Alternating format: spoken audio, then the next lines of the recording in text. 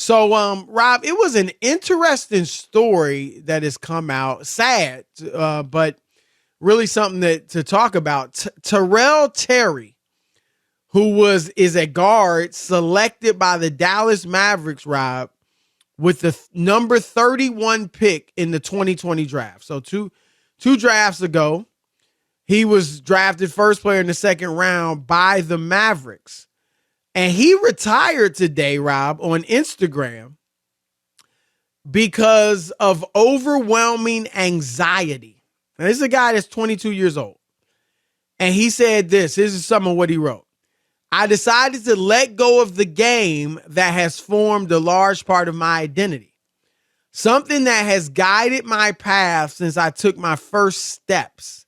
While I have achieved amazing accomplishments, created unforgettable memories, and made lifelong friends, I've also experienced the darkest times of my life, to the point where instead of building me up, it began to destroy me, where I began to despise and question the value of myself, much more than those surrounding me could ever see or know.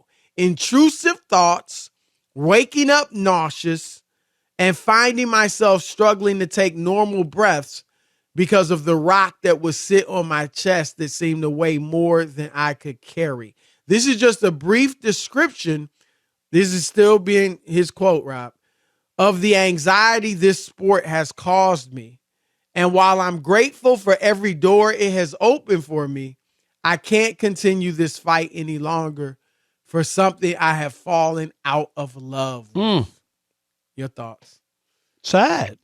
I mean, most people won't be able to identify with it, but there are a lot of people who have anxieties. Chris, there are a lot of people who can't deal with people, like crowds or going out to dinner with other Social people. anxiety Yeah, disorder, they don't want to do it. Like every time it comes up, it's like scary, or I'm sick to my stomach. I don't want to go out with other people. I don't want to entertain anybody. I don't want people to look at me and judge me and think about, like, there's all kind of stuff. Like, now I can't relate, but I've heard people talk about it. So this said, for him to be at the point where he's, waking up with a knot in his stomach about basketball, when that should be a game. You're 22 years old.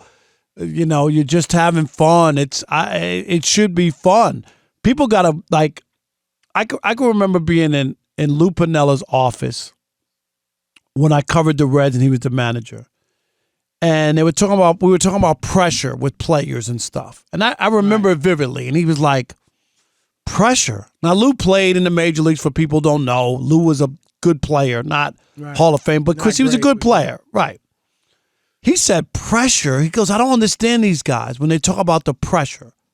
He said pressure is having 4 kids and you don't know how you're going to feed them. Like, you know what I mean? Like, that's pressure. Going out and playing ball is not pressure.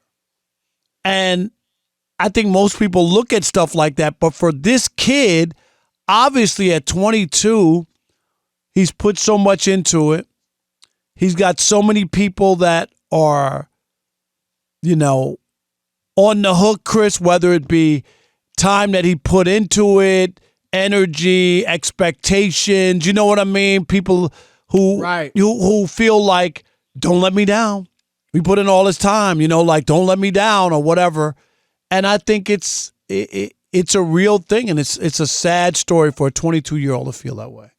Yeah, and I don't know him, Rob. I've never met him, and I don't know all the ins and outs of this story, his situation. But we've obviously seen more athletes, and in this particular case, basketball players, Rob, who have these types of anxieties. Remember Royce White, who was a really good player. He had to give up his career because he couldn't fly. Right. He just couldn't do it. And you know what? There's not, obviously that is a mental issue. And hopefully you would be able to get over with help. But there was no way around that, Rob. And you Chris, can't you know play what? in the NBA if you can't fly. Right. And here's the thing that's people, And you can't be mad at the NBA or that team either. Not at all. But here's the other thing that you could tell them a million times and it wouldn't change. Chris, you have more chance of dying in a car crash than you do an airplane. Right. Like those are just the numbers. Planes don't crash that often, knock on wood. You know what I'm saying? But the numbers. It's just a phobia, and like a real phobia. Obviously, Ben Simmons, had his issue where he was basically afraid to play, Rob, for about a year. Markelle Fultz, remember him? He kind of had the yips as a player and still hasn't fully gotten over it, or certainly at least hasn't lived up to what people thought he'd be as the number one pick. Well, right, and he was number one pick. He had that right. hitch. Yep, absolutely.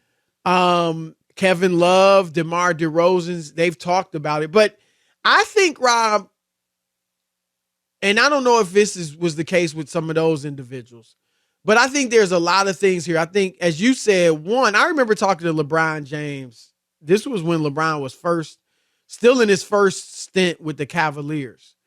And there was a kid, I won't say his name, but he was like 13 years old. It was an article about him and how, his whole life was about basketball. And his mom would go and every day, he'd practice every day with his AAU team and have his games, obviously, have his high school games. And then even after that, he would go shoot jumpers, hundreds, and his mom would rebound for him. And LeBron said to me, he was like, man, he didn't think it was good because he was like, look, that kid's going to get burnt out. And he said, in the pros, it really is a business. And so you have to try to enjoy it. Like you got to let kids enjoy it, through the high school level. Because after that, even college, Rob, big time, it's like a business. Mm-hmm.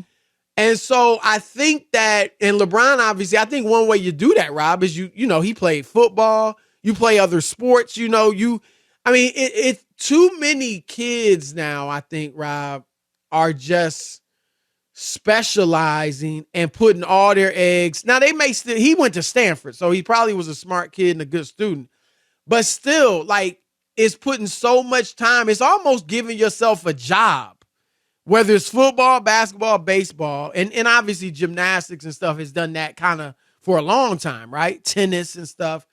But it's almost giving yourself a full-time job when you're like a kid. And I think that can burn you out. And if you don't make it, or you're not like, I think this kid, Rob, look, he didn't look like he was going to be obviously a star, but maybe even stay in the league. And I think that's another thing. You said it, the pressure of pleasing the people that put something into you. Right. Or just, you've always been this great player. And now can you deal with not being a great player? It's one of those things, and I think a lot of people, and you talked about it, Chris, you got to be careful. There's like a happy medium between helping your kid realize it and overdoing it. I remember Keith Hernandez talking about his dad. Keith Hernandez was probably the greatest field and first baseman in baseball history, right? He was great. Chris, he said his dad hit him 400 grounders every day. 400? Do you hear what I'm saying? Like for a kid at some point, don't you? That's not fun. Did he talk about, like, did he feel like that was too much? Yes. Yeah. But it made him great. Right. But he did feel that way, like it was a lot. And I think those are the things like that. Like that's not a childhood. Somebody hitting you 400 ground balls. It's not. Yeah, childhood, and this goes not just sports, Rob, but a lot of things. You gotta let your kids enjoy their childhood. Obviously, they got to study. They got to hit the books. They got chores, and maybe they have sports and things, other extracurricular activities.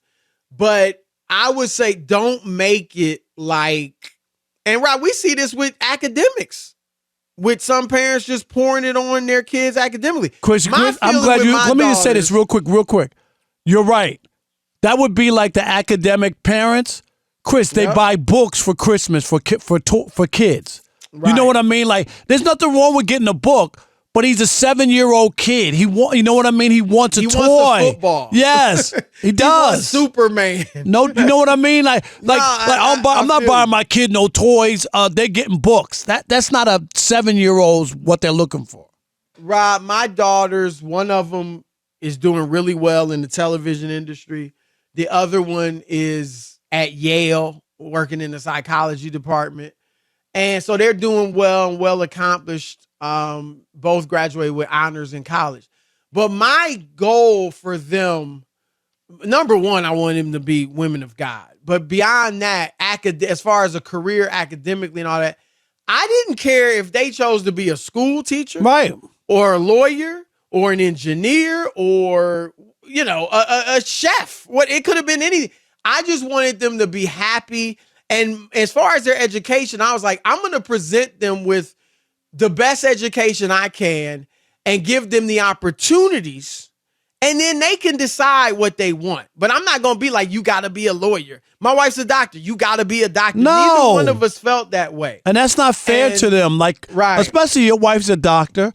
Everybody can't be a doctor. That's a lot of pressure to ask your daughters to be doctors. It's just, and it's not fair. And I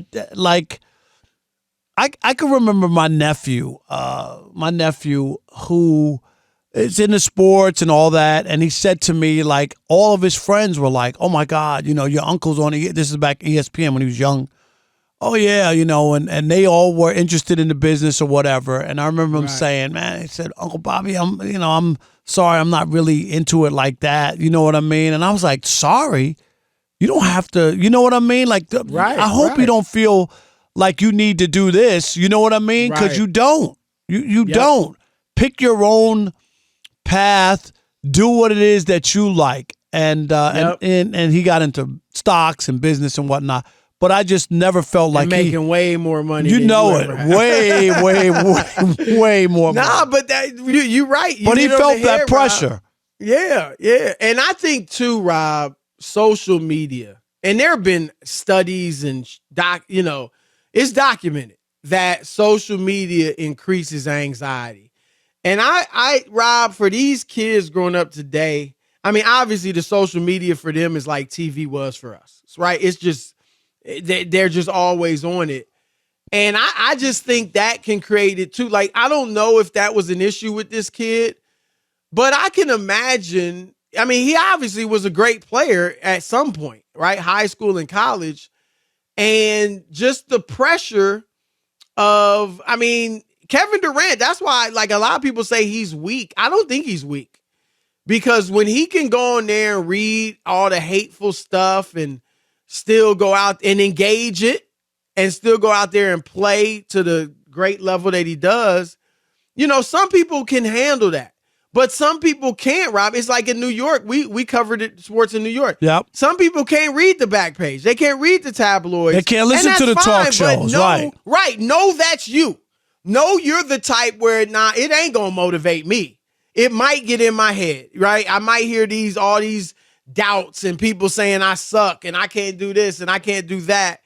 And if you're that type of person, then you need to really be careful with what you take in, whether it's tabloids or whether it's social media. You probably don't. One of my friends, Rob, said, had a great quote.